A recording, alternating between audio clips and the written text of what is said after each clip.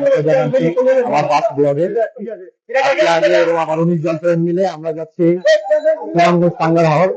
আশা করি আপনারা আমাদের সাথে থাকবেন পুরো ভিডিও জুড়ে এবং এনজয় করবেন।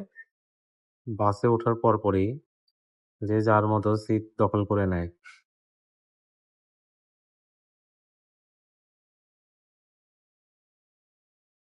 আমাদের বাস সায়দাবাদ থেকে সুনামগঞ্জের উদ্দেশ্যে রাত 10টা বাজে ছেড়ে যায়। বাস ছাড়ার কিছুক্ষণ পরে শুরু হয় গান, আড্ডা আর মাস্তি। সবাই অনেক এনজয় করতে থাকে, আর আমার এই দুই ফ্রেন্ড অনেক বিনোদন দেয়।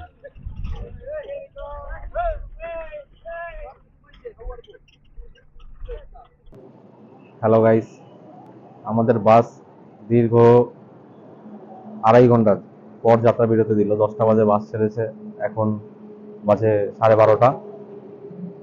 আমরা আছি এখন ভৈরবে।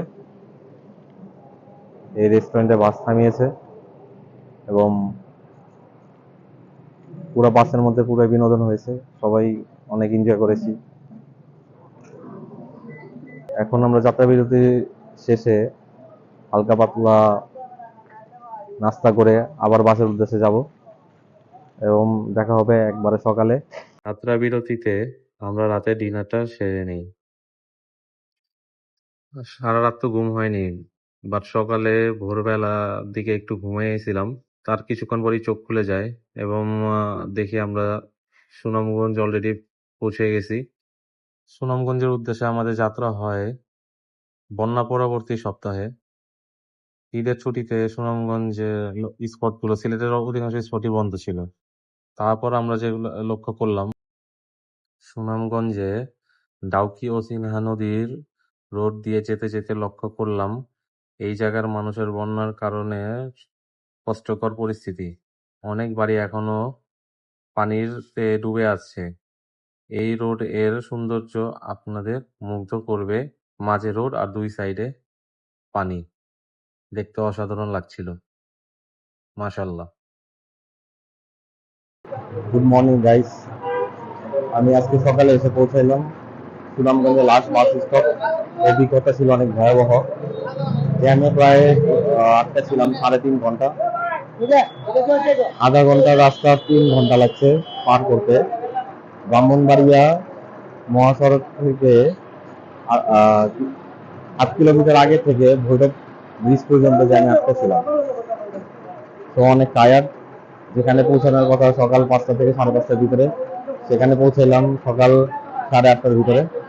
এখন আমরা এখান থেকে টমটম করে চলে যাব সাহেববাড়ি ঘাট। সেখানে অপেক্ষা করছে আমাদের হাউস বোটটি। এখন আমরা রওনা করলাম সাহেববাড়ি ঘাটের দিকে।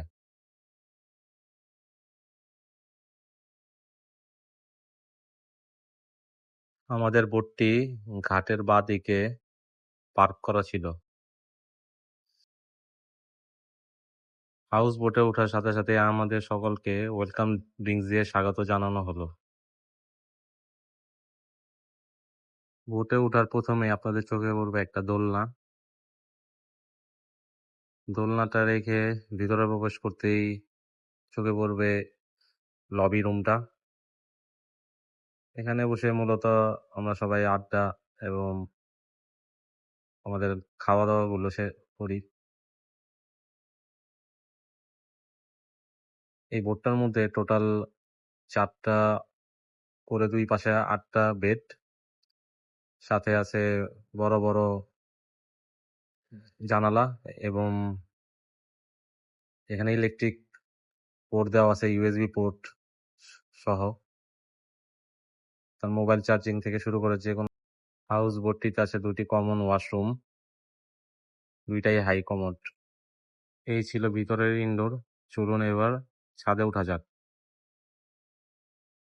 বোটের ছাদটা দেখতে অনেক সুন্দর, অনেক সুন্দরভাবে ডেকোরেট করা এবং সিট দেওয়া আছে আড্ডা দেওয়ার জন্য, বসার জন্য। এখান থেকে ভিউগুলা জাস্ট অ্যামেজিং।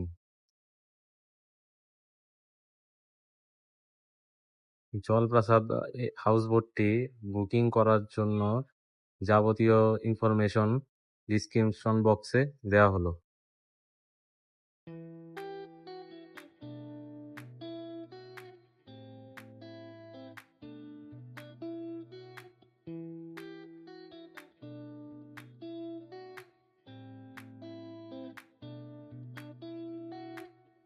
চোখ যত দূর যায় ততই দেখি এই হাওর এবং হাওরের ওই পার মেঘালয় পর্বতমালার সৌন্দর্য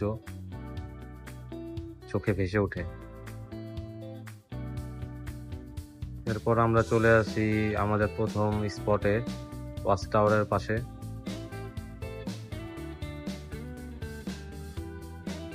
ফ্রাইডে হওয়ায় আমি, এই বোটের ম্যানেজার ইমরান ভাই এবং আমার 2 ফ্রেন্ড মিলে ছোট ইঞ্জিন চালিত ডিঙ্গি বোট নিয়ে নিকটস্থ মসজিদে নামাজ পড়তে চলে যাই এবং আমার অন্যান্য ফ্রেন্ডরা ওয়াচ টাওয়ারে গোসল করতে ব্যস্ত। তারা আমাদের থেকে বেশি সময় পেয়েছে গোসল করার জন্য। নামাজ শেষে আমিও চলে আসি গোসল করতে। এখানে হাউস বোট থেকে এই ছোট ডিঙ্গি করে ভিতরে আসতে হয়। দামাদামি করে আপনাদেরকে ডিঙ্গি ভাড়া করতে হবে। গোসল করার পর সবাই টায়ার্ড, অনেক ঝাপাঝাপি করা হয়েছে। এখন সবাই একটু রিল্যাক্স হচ্ছে, বিশ্রাম নিচ্ছে, আড্ডা দিচ্ছে। এরপর পরেই চলে আসে আমাদের দুপুরের খাবার। এখানে ছিল ভাত, 2 পদের ভর্তা, আলু ভর্তা এবং মিষ্টি কুমড়া ভর্তা, চিকেন, হাওরের বোয়াল মাছ এবং ভিন্ডি ভাজি। খাবারগুলো ছিল অসাধারণ, খুবই সুস্বাদু, আনলিমিটেড। লাঞ্চ চলাকালের পরই আমাদের বোটটি ছেড়ে দেয় আমাদের পরবর্তী গন্তব্যের উদ্দেশ্যে, নীলাদ্রি লেক। সুনামগঞ্জের একটা ব্যাপার হলো এখানে কিছুক্ষণ পরই বৃষ্টি হয়, আবার বন্ধ হয়। আমরা এখন পৌঁছে গেছি আমাদের পরবর্তী গন্তব্যে। হ্যালো গাইস, আমরা এখন আছি নীলাদ্রি লেক। আমাদের বোট মাত্র 10 মিনিট আগে হয়েছে এসে পার্ক করছে এবং আমার ঠিক পিছনে দেখতে পাচ্ছেন মেঘালয় সীমান্ত। এখানে মেঘালয়ের পাহাড়, এখানে কাঁটাতারের বর্ডার আছে। ওয়াচ টাওয়ার থেকে আসার পথে যে বৃষ্টি শুরু হয়েছে, টানা 2 ঘন্টা বৃষ্টির পর এখন বৃষ্টি অফ হয়েছে। সামনে যে ভাই দাঁড়িয়ে আছে ইনি আমাদের বোট চালক।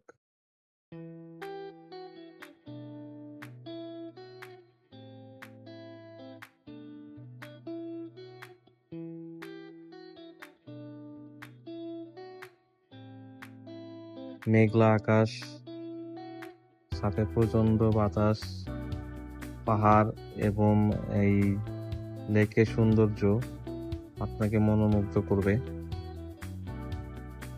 সুবহানাল্লাহ, যেদিকে তাকাই চোখ জুড়িয়ে যায়।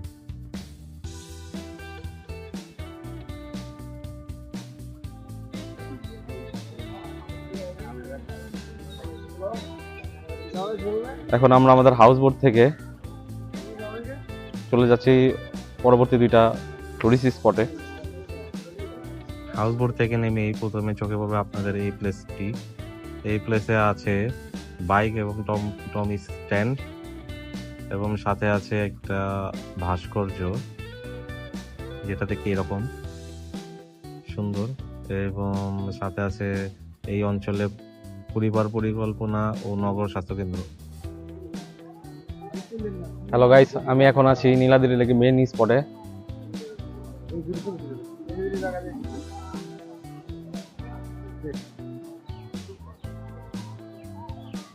লেকটা ঘিরে রয়েছে ছোট ছোট পাহাড়, টিলা, যা লেককে করেছে আরো অপরূপ সুন্দর।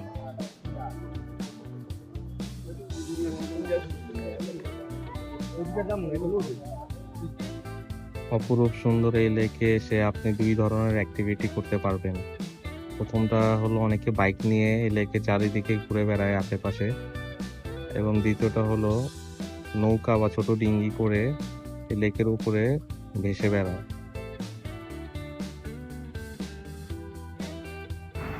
লেকের পাশেই স্থানীয় একটা ছোট বাজারের মতো বসে অনেকগুলো দোকানে। এখানে আপনি সব ধরনের ইন্ডিয়ান চকলেট এবং অনেক পদের কসমেটিক্স কিনতে পারবেন। নীলাদ্রি লেক থেকে আমরা টমটমে করে রওনা দিলাম নেক্সট স্পট লাকমাছড়ার উদ্দেশ্যে। বলে রাখা ভালো, এখানে আপনার টমটমগুলি অতিরিক্ত ভাড়া চায়। তো ভালো হবে নিজেরা দামাদামি করে যত কমে পারেন ভাড়া করে নিতে। স্পট নীলাদ্রি লেক থেকে লাকমাছড়া বেশি একটা দূরত্ব না, 10 মিনিটের রাস্তা। হ্যালো গাইস, আমি এখন আছি লাকমাছড়া। আমার পিছনে রয়েছে ইন্ডিয়ান পর্বতমালা, এবং আমি আসলে এখানে সবচেয়ে আকর্ষণীয় জায়গা হচ্ছে এখানে একটা ঝর্ণা থাকার কথা, কিন্তু আপাতত আমি কোনো ঝর্ণার পানি কিছুই দেখছি না। সামনে যাচ্ছি, যে দেখি পাওয়া যায় কিনা।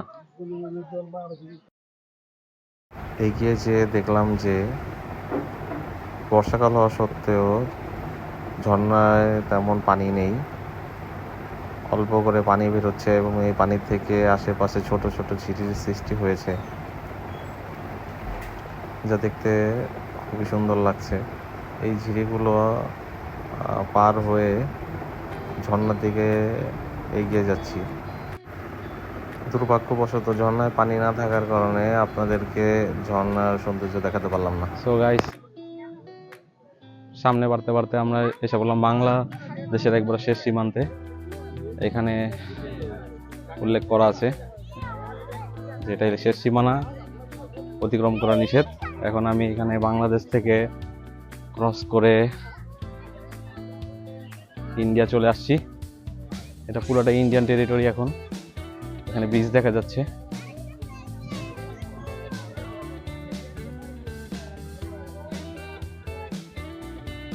এখন ধীরে ধীরে হাঁটছি এক্সিট পয়েন্টের দিকে। এখন আবার বোটে ফিরে যাব। আজকে প্রথম দিন ছিল, আজকে আর কোনো টুরিস্ট স্পট নেই। লাকমাছড়াতে সবাই একসাথে বসে কিছুক্ষণ আড্ডা দিলাম। এরপর আমার দুই ফ্রেন্ড নিজেরা ডাব কেটে খায় এবং দুষ্টামি করতে থাকি। এরপর আমরা হাউস বোটে ফিরে যেয়ে ঘুড়ি উড়ানোর চেষ্টা করি। এরপর আমি নিচেও ঘুড়ি উড়াতে শুরু করি। ঘুড়ি উড়ানো আমার শৈশবের একটা পছন্দের অ্যাক্টিভিটি ছিল। বিকাল হলে আমি ঘুড়ি উড়াতাম। রাতের বেলা টাঙ্গুয়ার হাওরের সৌন্দর্য অন্য লেভেলের, যা নিজে চোখে না দেখলেই নয়। আমরা সব ফ্রেন্ডসরা মিলে রাতের অধিকাংশ সময়ই ছাদের উপরে কাটিয়ে দেই আড্ডা দিয়ে। পাশাপাশি অন্যান্য হাউস বোটের সকল লোকজনও গান ও আড্ডা দিয়ে টাইম স্পেন্ড করে। এরপর চলে আসে আমাদের ডিনারে ছিল ভাত, এক প্রকার সবজি, 2 পদের ভর্তা, হাঁসের মাংস, ডাল এবং হাওরের পাঁচমিশালি মাছ। এই ট্রিপটা ডিটেলসে শ্যুট করার কারণে আমার ভিডিওটা 2 ভাগে বিভক্ত করতে হয়। প্রথম দিন থেকে দ্বিতীয় দিন আমরা আরও অনেক বেশি এনজয় করি, যেমন এই ছোট বোটটা নিয়ে ইন্ডিয়ান টেরিটরিতে ভুলবশত ঢুকে যাওয়া এবং ওইখান থেকে কোনো ঝামেলা ফেস না করেই রিটার্ন চলে আসা। সেকেন্ড, এইখানকার লোকজনের কঠিন পরিশ্রমী জীবনের পর্যবেক্ষণ, এবং থার্ড, এইখানকার পরবর্তী সব স্পটগুলো ঘুরে দেখা, এবং ফোর্থ, আমাদের পুরো টিমটার নিচে গিয়ে বিনোদন। পরবর্তী এপিসোডটা দেখার জন্য চ্যানেলটা সাবস্ক্রাইব করে বেল বাটনে প্রেস করুন। ইনশাল্লাহ সেকেন্ড ভিডিও আপলোডের সাথে সাথে নোটিফিকেশন পেয়ে যাবেন। সবাই ভালো থাকুন, সুস্থ থাকুন, আল্লাহ হাফেজ।